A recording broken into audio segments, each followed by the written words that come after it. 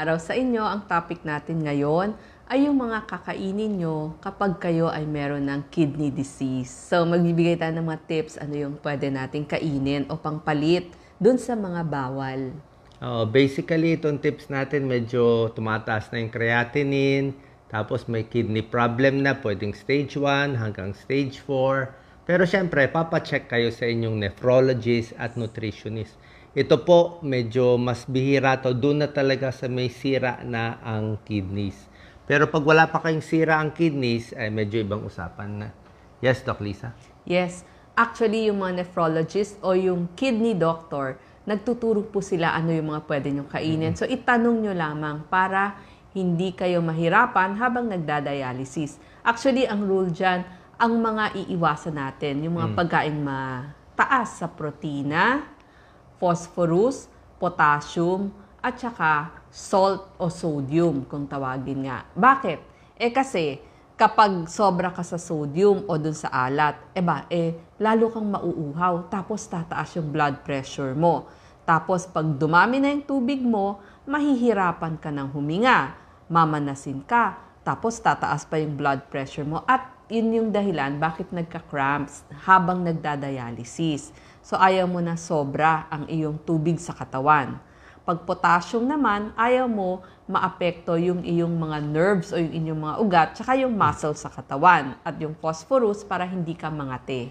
Nililinaw po natin sa 99.9% na healthy na tao, pwede kayo kumain ng pagkaing mataas sa potassium. 'Di ba? Yes. Sa mga healthy na tao, normal ang creatinine. Pwede yan, yung mga saging, patatas, kahit sa mga phosphorus, potassium, pwede. Pero dito sa mga may sira na ang kidneys, mga stage 3, taas ng creatinine, papunta na sa dialysis, mapapansin nyo, medyo binabawasan na yung potassium, phosphorus, kasi nga, hindi na lumalabas sa katawan eh. Pero yung sinasabi ni doktora na protina at asin na binabawasan, pwede yan sa lahat ng tao. Kahit healthy ka, yung mga maalat na instant noodles, di ba? So, magbabawas tayo. So, ito naman specifically para sa mga kidney patients. Alam nyo, nakita ko po ito libro. sa National Bookstore. Ito po yung libro ni Dr. Michelle Lim. Oo. Maganda po siya kasi doctor siya para Annabelle sa kidneys. Lim. Oo. Si Annabelle Lim, Dr. Annabelle Lim.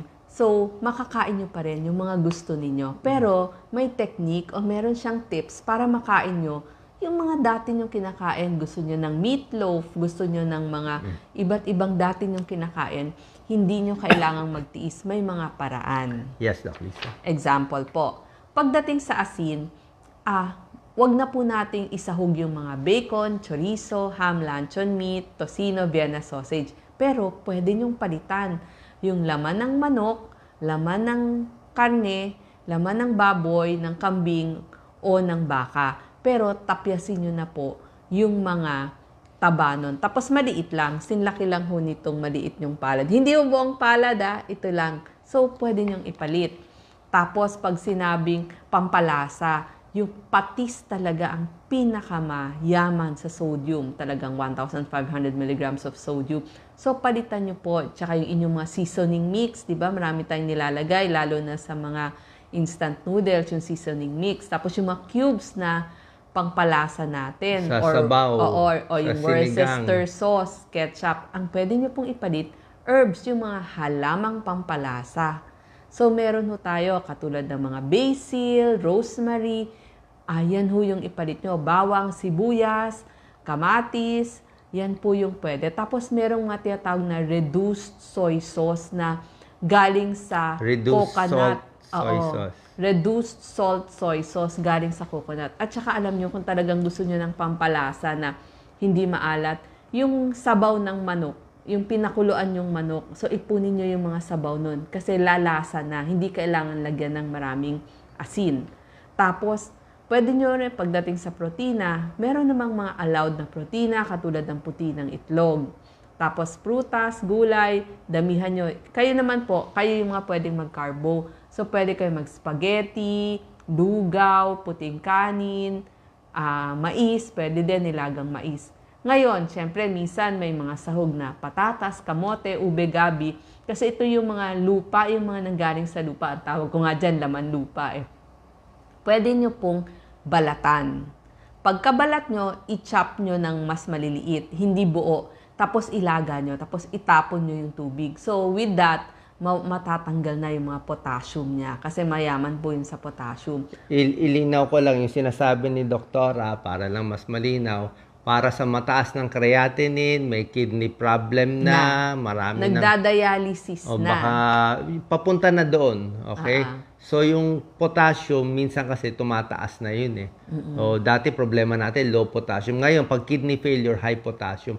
Kaya itong mga healthy foods, patatas, kamote, ube, gabi, at iba pa, healthy sana ito. Gusto natin yan sa ordinary tao, pwede kainin. Kaya lang, para sa kidney failure, gusto mo tanggalin yung potassium. Kaya ang gagawin ni Doktora, tatanggalin yung balat, ilalaga, i-chop, ilalaga, tatapon yung sabaw, para yung potassium mawala. Pero yung patatas, kamote, ube, gabi, kakainin mo pa rin. At least nakuha mo yung mga minerals niya, yung vitamins niya, yung fiber niya, nabawasan lang yung potassium. Kasi hindi naman pwede na hindi ka nakakain ng pagkain, di ba? Kailangan mo rin itong mga carbohydrates. Di ba? Sari-sari pa rin.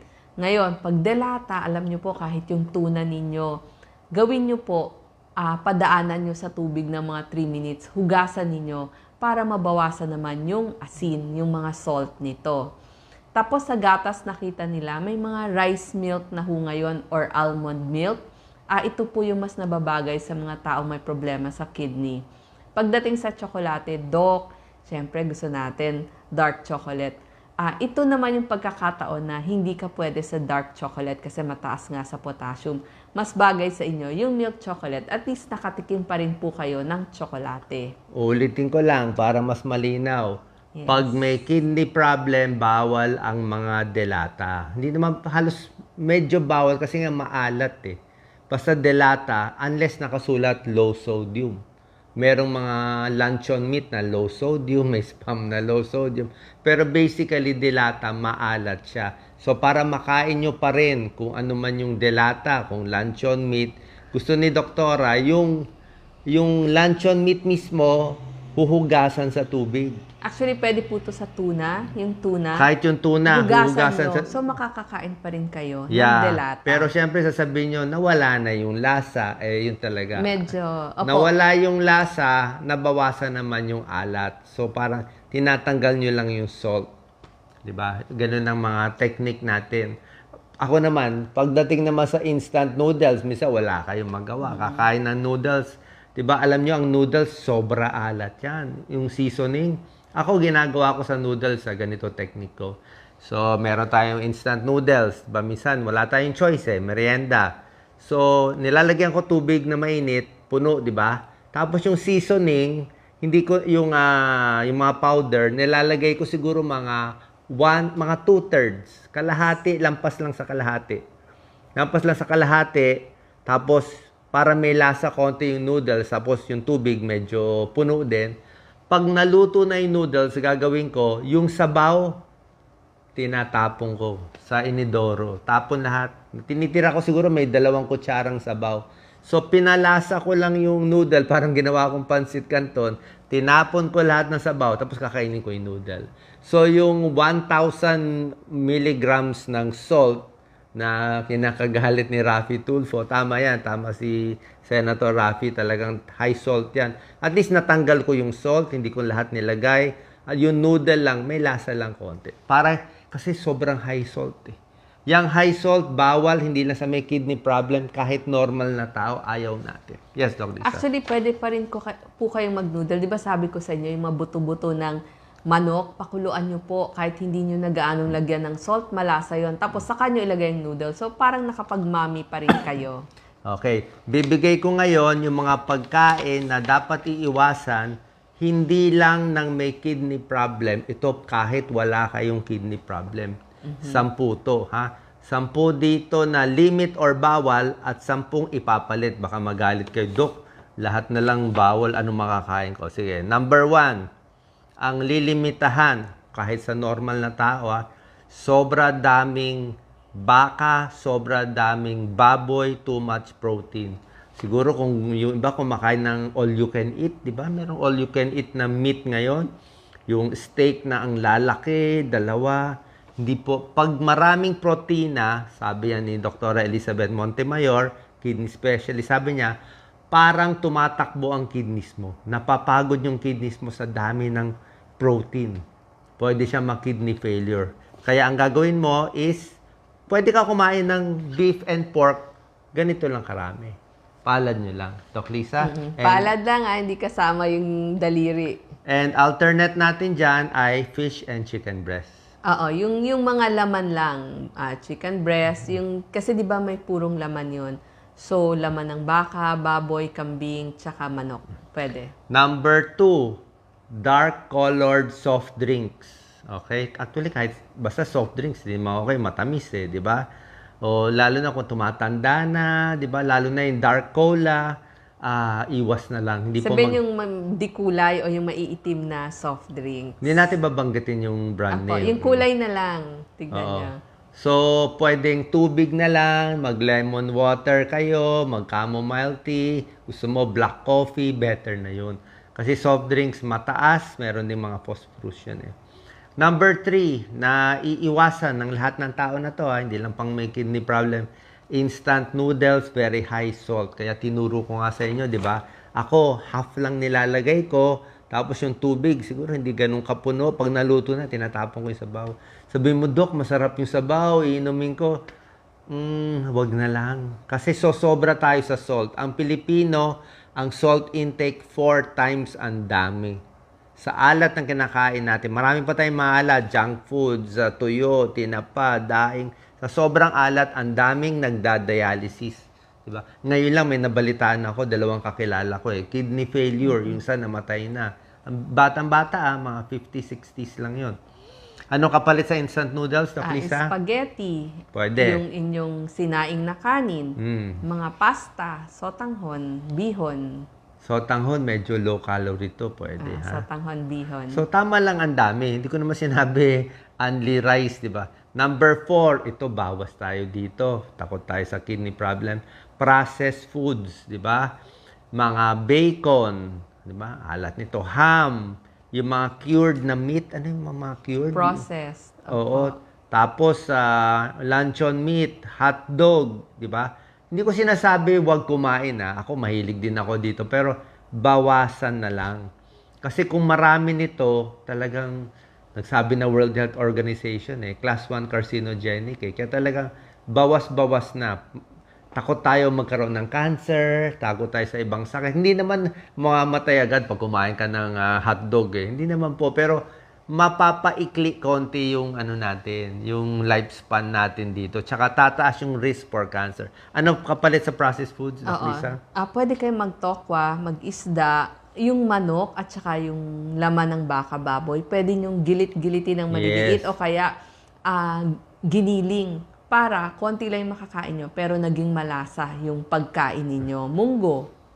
Tsaka mga gulay. Minsan may nababasa ako yung mga chorizo na mga wala ng preservatives, 'di ba? O chicken tocino. Hindi ko alam kung gaano ka-healthy Siguro a little better na yung walang mga nitrites, mga nitrates Oo, na. meron na pong mga no MSG, no nitrates. Tapos homemade, kung marunong kayo, actually kayo na may mga alam po ako, dialysis patient. Sila na yung gumagawa kasi alam na nila ano yung ilalagay nila. So less yung salt. So, pwede pa rin.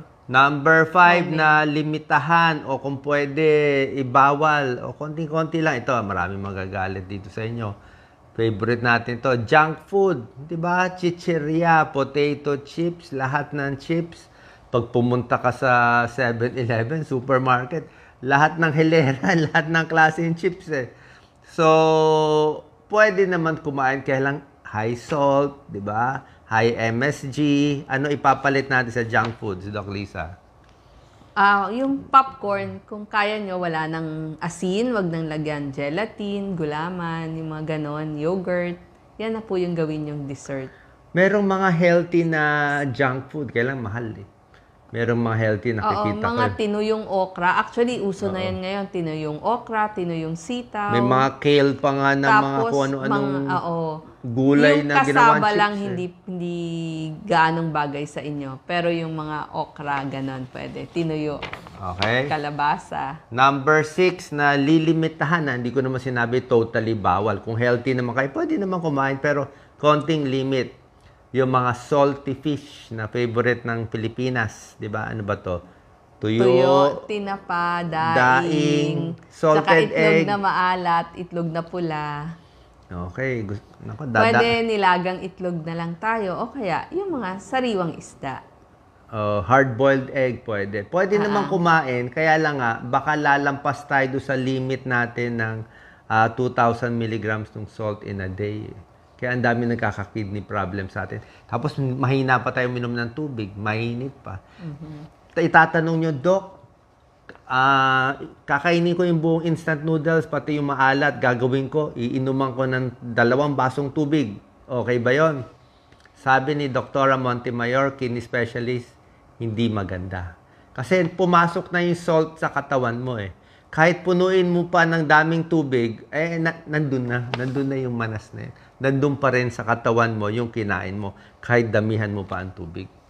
Number 7, yung mga canned goods na high salt, diba? Sabi mo, Doc Lisa, hugasan, at merong mga low salt, ha? Marami ng mga healthy ngayon. Oh. Marami na healthy. Tingnan mo, kahit sa mga fast foods. Nakikita ko, Kenny Rogers, meron na siyang vegetarian burger. 'Di ba? O, a little better yon. Tapos, ano pa ba? Sa Burger King, meron ding vegetarian burger. I think tokwa yun eh. Tokwa or tofu. Mas healthy na yun kaysa sa puro karne. Soy. Oo. Kaya nga po, pwede ang pampalasa nyo yung mga halamang pampalasa. Tapos pagdating ho dun sa mga binibili ninyo sa grocery, iba po yung no salt added. So, tignan nyo, iba naman yung sodium free. So, ang tignan nyo, dapat walang nilagay talagang asin. So, tignan nyo po mabuti. Baka magkamali kayo. Yung no salt added, tsaka yung sodium free. Kasi minsan yung sodium free, meron pa ring salt. Sodium lang yung wala. Okay, number 8, mga salty condiments. Mga patis, toyo, bagoong. Anong alternate natin dito sa patis, toyo, Doc Lisa? Kalamansi, suka. Yes, ano Oo, pa? yan yung Garlic, onion, pag herbs. magigisa kayo, bawang sibuyas, kamatis, luya, yan na ho. Tapos yung mga halaman na herbs. Tsaka may mga low salt na soy sauce ngayon eh. Tapos sabi ko nga pampalasa, magpakuluho kayo ng mga buto ng manok. Yun yung isasabaw nyo kahit wala hong salt, malasa. Pagtakot tayo sa mga uric acid, sa patis, bagoong, may nakita akong vegetarian bagoong. Ang dami na ngayon. Coco soy sauce. Oo, yung kahit sa mga, di ba, minsan may mga religion na vegetarian sila, doon ako madalas kumain mga veggie meat, pwede po yun. Number 9, syempre, alam niyo na to, bawal alcoholic drinks, di ba? Alak. Sama mo na yung smoking, illegal drugs. Syempre, doon na tayo sa non-alcoholic drinks. Pwede naman yung mga prutas or juice, wag na masyadong matatamis. And number 10, na bawal, hindi to pagkain, pero gamot. Ang pinakabawal, di ba? Lagi ko sinasabi sa inyo, painkiller medicines. Pwede uminom pa konti-konti. Ito mga painkiller, ibuprofen, mefenamic acid, iba pang mga gamot. Pero siguro at most 1 week, 2 days, 3 days lang sa supervision ng doktor mo. Pag sinobrahan mo, ginawa mong vitamina tong painkiller medicine, konting sakit-sakit lang na ulo, ang daming nakikidney failure. Ha? Hindi lang kidney failure, sasakit pa ang tiyan natin, pwede pa dumugo ang tiyan. Anong alternate? Paracetamol for pain, pwede. Topical cream para sa kirot o i-massage, i-hot pack na lang natin. So, lahat ito kailangan bantayan natin kasi dumarami ang may sakit sa kidneys. I'm sure meron kayong nabalitaan na kidney failure, na dialysis. Napakamahal, napakahirap, ang nakakaikli ng buhay. Pero kaya natin mapigilan sa tamang pagkain. Basically, yung mga binabawal, kadalasan mga restaurant O pag sa restaurant kasi, ewan ko ba yung mga chef natin talagang mamantika, maalat, yun ang gusto ng mga kumakain Kaya lang pag sinobrahan mo yung alat, magkakasakit naman yung tao. So, minsan na lang kumain sa labas, mas maganda yung sariling luto. Final words, Dr. Yes, pag gusto niya ng tomato sauce, gumamit na lang po ng sariwang kamatis. Tapos po, pag gusto nyo talaga ng malasa, kung makakagamit kayo ng halaman, yung halaman na lang po ang inyong gagamitin. Tapos, di ba, mahilig tayo sa mga adobo, beef steak, di ba? Yung sa sarsa, konti-konti lang. Huwag na masyadong maraming sauce kasi nandun talaga eh. Tapos, pag nasanay tayo sa low salt, medyo masasanay na yung dila natin. So, medyo masarap na sa atin itong mga low salt. So, konting diet. Pasensya na po kung nasaktan ko kayo dito. Basta sinabi ko naman, limit eh. Pwede pa rin naman kumain, pero binigyan naman namin po kayo ng mga good alternatives para hindi ma-high blood, ma-diabetes, ma-kidney failure, at humaba ang buhay. Yes, may ng nagtanong bawat isa. lang, mahilig daw talaga tayo sa tuyo at daing. Pwede nyo pong hugasan. Parang yung mga delata na tuna, pwede nyo rin namang hugasan para makatikim pa rin. Kasi syempre sa bundok, yung mga tao na malalayo doon sa dagat, iniaakyat pa nila sa bundok. So yun, hugasan na lang po pag iluluto Oo. na. Pwede naman hugasan kasi merong tuyo na hindi naman ganun kaalat eh. Yes. Oo. Yung hindi na nilagyan ng salt. Actually, pag galing talaga doon sa dagat, ibinilad agad, less na po yung Suka salt. na lang, suka, bawang. Pagdating sa sausawan, suka, bawang, kalamansi, hot sauce, kung gusto nyo pa. Huwag na masyado yung patis, tsaka toyo, lalong aalat eh, di ba? So, maraming salamat po. Nagtatanong paano yung kidney stones. Tama po. Lahat ng sinabi ko, pang kidney stones to eh. Di ba? Patis, toyo. Yes, diba? yan din po. Yan ang nagkakos ng mga kidney stones natin. Sa dami ng alat, yung mga may manas-manas, yung high blood, alat din ang problema natin. So itong diet ko, not only good for the kidneys, good for the heart, good sa buong katawan natin. Maraming salamat po. God bless. Thank you.